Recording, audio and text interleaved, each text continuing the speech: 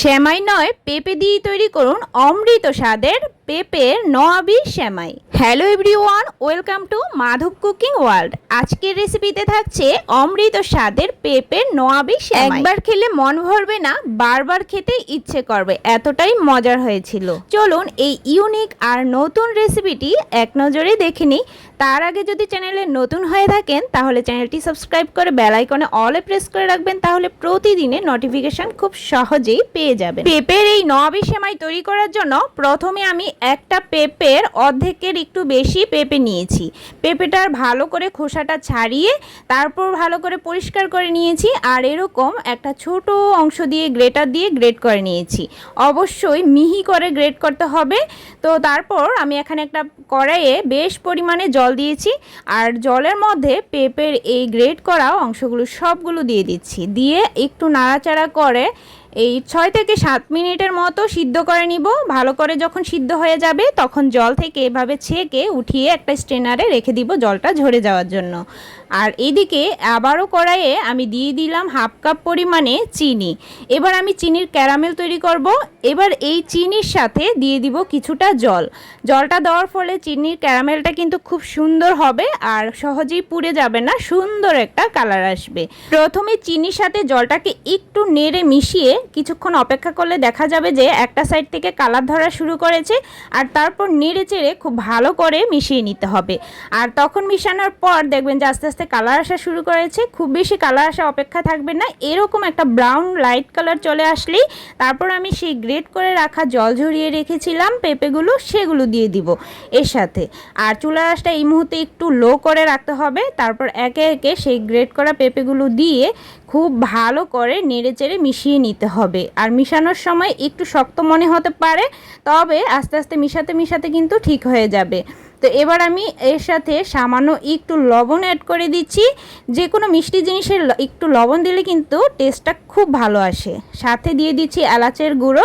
এবার এই উপকরণগুলোকে কিছুক্ষণ ভালো করে মিশিয়ে নেওয়ার পর এখানে আমি একটু ফুড কালার দিয়েছি। এখানে কিন্তু অরেঞ্জ ফুড কালারটা ব্যবহার করেছি। আপনারা কিন্তু এই ফুড কালারটা সম্পূর্ণ স্কিপ করতে পারেন, তবে কালারটা দেখতে সুন্দর আসবে সেজন্যই কিন্তু অ্যাড করে দিয়েছি। মিডিয়াম আছে কিছুক্ষণ এই পেঁপেটাকে একটু হালকা করে ভেজে নিতে হবে। আর দেখবেন যে এই পেঁপের গা থেকে একটা জলজলে ভাব থাকে, সেই জলজলে ভাবটা যখন পুরোপুরি চলে যাবে, একটু হালকা একটু ড্রাই হয়ে আসবে, আর একটু হাতে নিয়ে দেখবেন যে একটু আঠালো মনে হচ্ছে, ঠিক তখনই চুলা থেকে নামিয়ে একটা সাইডে রেখে দিব।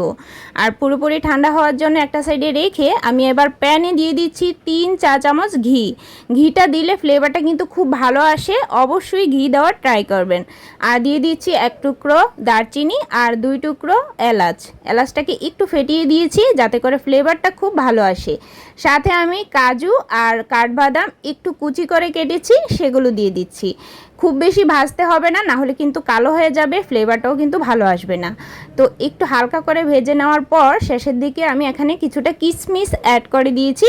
কিশমিশটা দেওয়ার পর আর ভাজবো না, জাস্ট হালকা একটু নেড়ে চেড়ে মিশিয়ে নিব।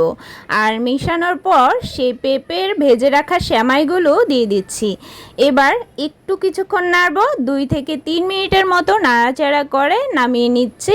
নামানোর আগে যদি চিনিটা চেক করে দেখেন যে মিষ্টিটা আরেকটু লাগবে, তাহলে কিন্তু অ্যাড করে দিতে পারেন। যে যেরকম মিষ্টি খেতে পছন্দ করেন ওই অনুযায়ী সেমাইটাকে ভেজে নেবেন।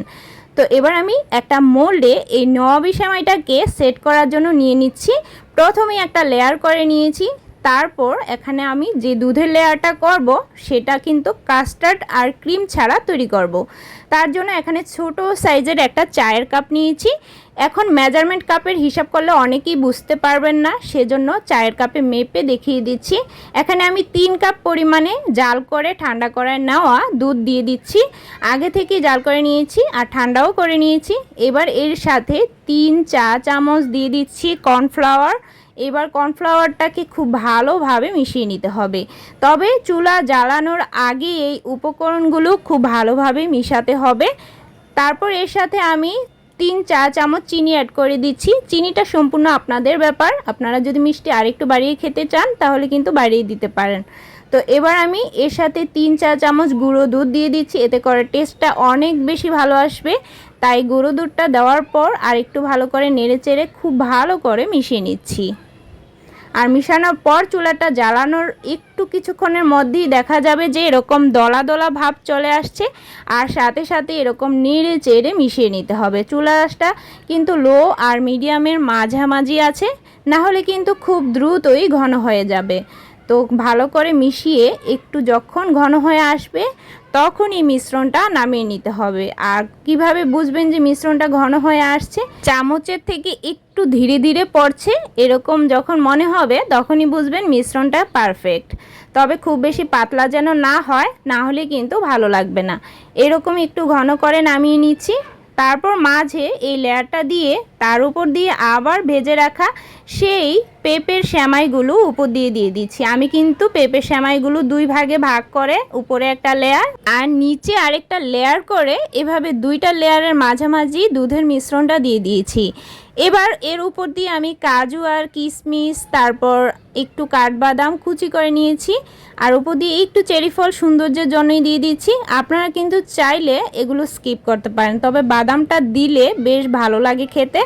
তো এবার এই উপকরণগুলোকে সেট হওয়ার জন্য ফ্রিজে 1 ঘন্টার মতো রেখে দিয়েছি। এতে করে খুব ভালোভাবে সেট হয়ে গেছে।